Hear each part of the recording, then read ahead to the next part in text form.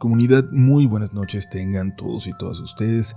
Si nos están escuchando de día, disculpen si parece que no les estamos saludando, pero a final de cuentas este proyecto se llama Relatos de la Noche y así es como se escuchan mejor. Pero les agradecemos a todos que nos escuchen a cualquier hora, en cualquier lugar. Tan solo les invitamos a que en algún momento repitan ese relato que escucharon de día por la noche, en una noche de lluvia, de viento quizás, y van a entender por qué les insistimos tanto que saben mejor así. Hoy tenemos para ustedes una recopilación de experiencias sobrenaturales o aparentemente sobrenaturales que han ocurrido en los bosques. Una recopilación para tener en cuenta la próxima vez que atraviesen o visiten uno. Estás escuchando Relatos de la Noche.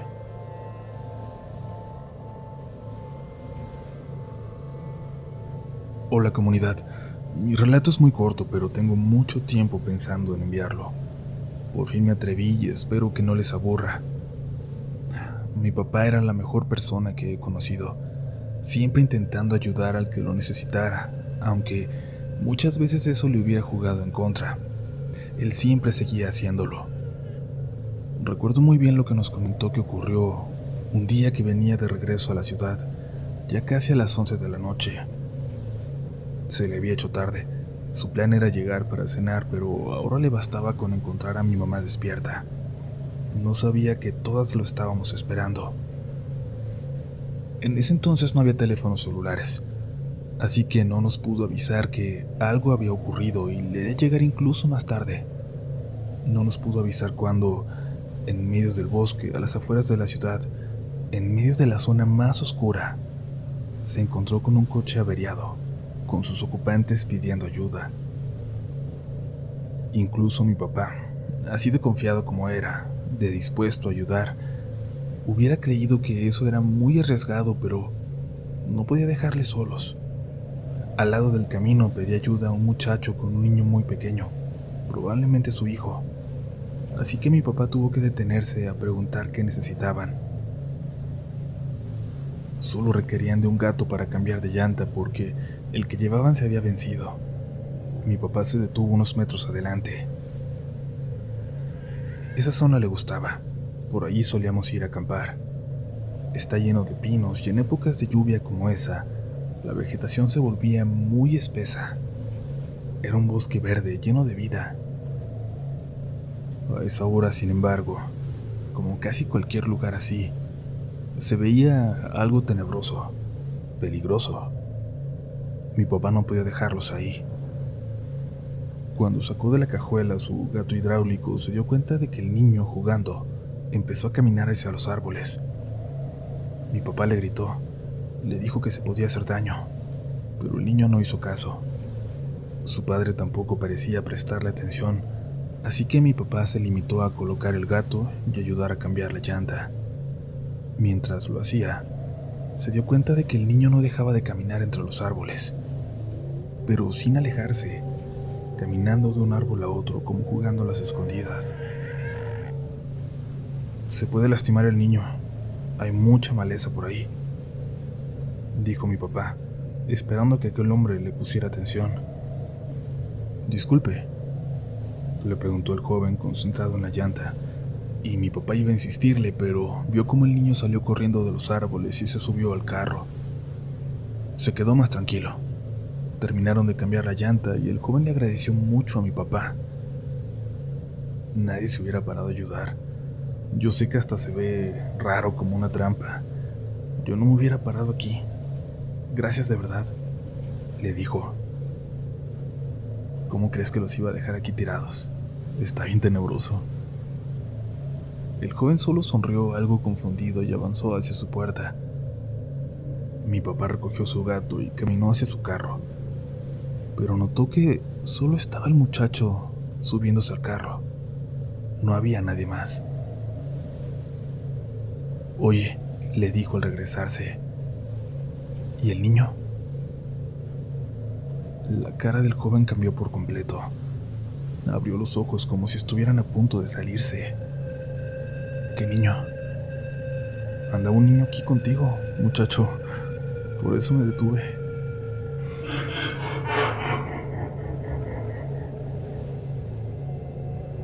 escucharon los dos, muy clara, una risa que venía de la parte de atrás. El joven solo le pidió a mi papá que se subiera a su carro y que los dos se fueran de ahí. Esperó hasta que mi papá arrancara primero y luego condujo detrás de él. Cuando salieron del bosque, unos 10 minutos después, se pararon en una gasolinera y mi papá guardó bien el gato, que en aquel momento solo había echado en el asiento del pasajero. Intercambiaron comentarios por unos minutos antes de continuar. Cuando mi papá quiso insinuar que tal vez aquello que vieron y que escucharon era algo bueno, porque si el niño no hubiera aparecido, él no se hubiera detenido, el joven le dijo que justo cuando su llanta se reventó de repente, creía haber escuchado una risa, como de un niño pequeño, como la que escucharon antes de arrancar. Hasta el día de su muerte, mi papá sostuvo que este relato fue real y que fue lo más aterrador que le ocurrió.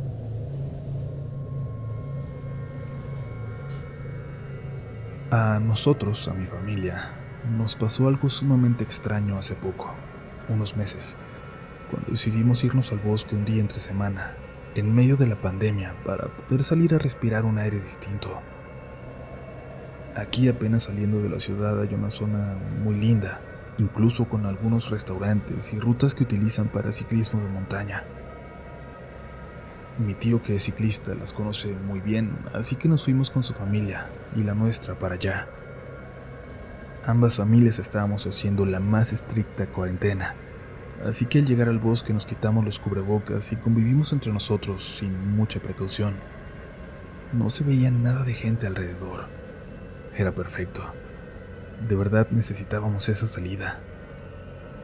Mi prima Bianca, de 4 años, de pronto dejó de jugar y se escondió detrás de mi mamá. No dejaba de ver hacia los árboles. Nadie le puso mucha atención hasta que mi mamá le preguntó qué tenía, y la niña le dijo que le estaban hablando y que no quería irse con ellos. ¿Quién te habla? ¿De dónde?, le preguntó mi mamá. Pero Bianca solo señalaba hacia los árboles sin decir quién o qué. Mi papá y mi tío habían ido al carro por la hielera, que estaba a unos 10 minutos de ahí, y la niña señalaba hacia el lado contrario, hacia la montaña. Quiero explicarles que mi mamá no se preocupó de que fuera algún ladrón o alguien acercándose, porque estábamos a muchos kilómetros del pueblo más cercano. Literalmente estábamos en medio de la nada. Definitivamente no había nadie por ahí cerca. La niña de un momento a otro comenzó a llorar y mi mamá intentaba calmarla. Me dijo que fuera hacia donde ella estaba señalando para que la niña viera que yo revisaba y que no había nada ahí. Pero mi prima seguía insistiendo en que le estaban hablando con la mano, y hacía ella la misma señal, como diciéndole a alguien que se acercara para mostrarnos cómo le estaban haciendo. Abría y cerraba su manita, y siendo honesto, en ese momento nos reímos todos, burlándonos un poco, pero también quizás algo nerviosos, tal vez por imaginarnos algo así, tan macabro en la imaginación de una niña.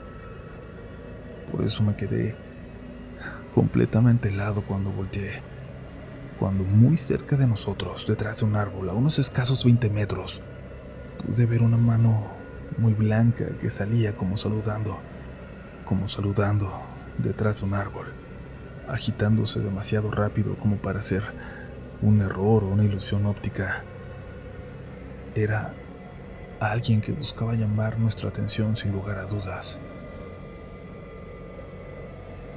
El grito de mi mamá detrás de mí y luego los pasos de mi tía alejándose de ahí con la niña me hicieron darme cuenta de que no solo yo lo estaba viendo.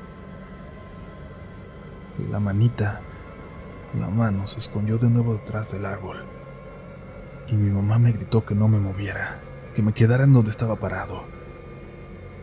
Aunque hubiera querido, creo que no podía moverme, no podía correr. Mis piernas no me respondían. Mi mamá pasó al lado de mí para dirigirse hasta aquel árbol. No le quité la vista de encima. Nadie pudo escapar, pero cuando mi mamá llegó para ver detrás de él, ya no había nada.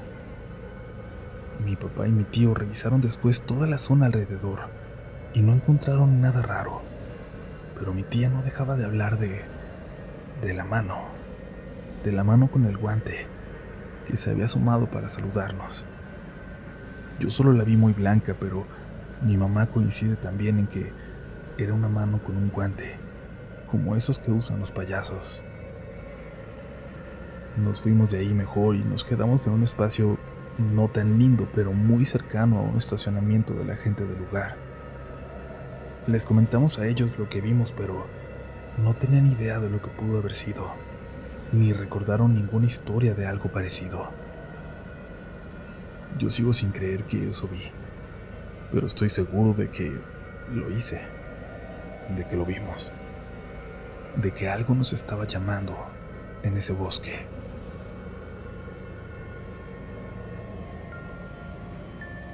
Comunidad, esperamos que pronto tengan oportunidad de darse una vuelta a un bosque, al campo, a caminar y respirar aire fresco, y ojalá que en ese momento tengan estas historias muy presentes, y ojalá que pongan mucha atención a su alrededor. Recuerden seguirnos en nuestras redes sociales, en Instagram y en Twitter estamos como RDLN Oficial, ya saben que nos encantará leerles por allá.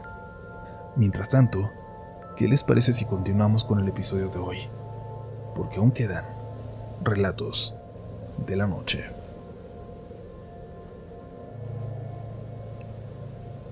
Lo que estoy a punto de contarles debe ser, sin duda alguna, lo peor que me ha pasado en la vida. Nunca me he sentido de esa forma, con tanto terror como aquella noche. Nunca tuve tantas ganas de que amaneciera, de ver el sol de nuevo. Hace ya más de 10 años pasamos una etapa difícil como familia. Mi papá perdió el trabajo que nos había mantenido por mucho tiempo. Luego mi mamá se enfermó de forma grave y en cuanto se recuperó, el que enfermó fue mi papá. Cáncer en la piel. Tuvimos la suerte de que lo que tenía se pudo detectar a tiempo y después de unos meses estaba libre de la enfermedad y listo para aprovechar la vida como nunca antes había hecho. En cuanto consiguió trabajo y pagó las deudas que teníamos, compró la bicicleta que siempre había querido, e incluso equipo para acampar. Quería que empezáramos a tener más contacto con la naturaleza y entre nosotros como familia. Que tuviéramos una escapada de vez en cuando para convivir en familia como no hacíamos durante la vida cotidiana por las ocupaciones de cada quien. Era la primera acampada. Iban también mis 2 primos con nosotros. Eran muy cercanos, son casi como 2 hijos extras para mis papás. En ese viaje llevábamos 3 casitas de campaña, una grande para mis padres y 2 pequeñas, una para mi primo y mi hermano menor, y la otra para mi prima y para mí. Esa primera mañana en el bosque fue hermosa. Nos reímos a más no poder, jugamos, preparamos nuestra comida. Mi papá y los chicos incluso se fueron a explorar un rato y mi prima y yo decidimos quedarnos con mi mamá. Cuando comenzó a oscurecer nos llegaron las primeras gotas de lluvia y nos empezamos a preocupar. A la media hora aparecieron por fin por el sendero. Venían muy serios los 3. Les preguntamos en reiteradas ocasiones si todo estaba bien, si había pasado algo, pero no nos contestaban. Cenamos rápido y mi papá nos dijo que era mejor irnos a dormir, pero apenas estábamos preparando el café. Mi hermano y mi primo se metieron directamente a su casa de campaña. Mi papá nos dijo a nosotros que nos apuráramos. Era muy temprano y nos llamaba la atención su petición. Incluso había dejado de llover, pero le hicimos caso. Quizás quería levantarse muy temprano y ver el amanecer o algo así. Reavivaron la fogata. Poco después de que nos metimos, mi papá nos habló desde afuera. Nos dijo que regresaría pronto, que manejaría hasta la entrada al parque en donde estábamos, que tenía que comentar algo con las personas de seguridad. Le preguntamos si todo estaba bien y nos dijo que estuviéramos tranquilas, que no tardaría nada, aunque sabíamos que eran al menos 20 minutos en coche hasta allá. Escuchamos cómo se subió al carro y cómo se alejó lentamente por aquel camino. El silencio era total. Solo se escuchaba el viento. Mi primo y mi hermano debían estar dormidos porque ellos siempre son súper escandalosos al estar juntos y en ese momento no se escuchaban para nada. Mientras mi prima y yo platicábamos acostadas, recuerdo que ella estaba diciendo algo y de pronto se quedó callada. Parecía que se había quedado dormida de repente y yo también lo estaba haciendo. Me despertó el sonido de alguien caminando afuera de la casita. La luz de la fogata que seguía encendida me dejó ver muy claramente la silueta de mi mamá en camisón, pero con el pelo muy suelto como esponjado. Caminaba despacio y de repente se agachaba un poco como si le doliera la panza. Le dio una vuelta a la casita, como observando las dos, la mía y la de mis primos. Se paró frente a nuestra entrada. Estiró su mano hacia el seguro. Yo me incorporé.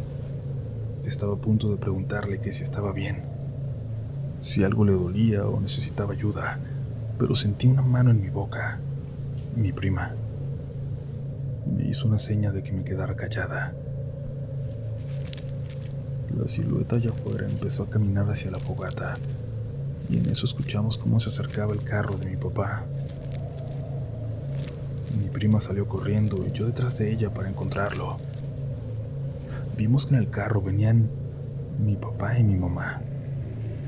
Mi mamá se había ido con mi padre. No teníamos idea de quién era entonces, quién había estado ahí con nosotros, caminando alrededor de la casa. Mi hermano y mi primo salieron también asustados con el escándalo. Mi papá nos preguntó si todo estaba bien. Detrás de él venía una camioneta con las personas que cuidaban la entrada. Traían rifles. Mi papá señaló un sendero y se fueron por ahí. Mi mamá se fue a nuestra casita con nosotras sin decirnos nada. Mi papá se quedó esperando a los guardias. Escuchamos después un rato algunas voces y luego a mi papá discutiendo con ellos. Se acercó a la casa y le dijo algo a mi mamá. Se lo susurró. Supongo que pensó que estábamos dormidas. Lo único que entendí es que le dijeron que no podían hacer nada. Se alejó el carro de los guardias y mi papá se la pasó despierto afuera de la casa de campaña. Nosotras también, adentro, en silencio. En cuanto salieron los primeros rayos de sol, nos levantamos y le dijimos que nos queríamos ir. Mi prima inventó que se sentía muy mal y que quería ir al doctor. Y mi papá accedió sin dudar y levantamos todo. Parecía que solo estaba buscando también un pretexto. Con el tiempo, con los años, le confesamos a mi mamá lo que vimos alrededor de la casita, pero ella nunca responde. Cambia el tema automáticamente. Y con mi papá es peor. Jamás nos deja mencionar aquel paseo o preguntar por qué vendió el equipo que había comprado, porque ahora siempre prefiere que vayamos a la playa o a balnearios en lugar de volver a adentrarnos en el bosque, en cualquiera que sea. Mi hermano es la persona más cercana a mí en el mundo, pero él tampoco me dice qué es lo que vieron cuando se alejaron del campamento esa tarde. Siento que nunca sabré qué es lo que realmente ocurrió.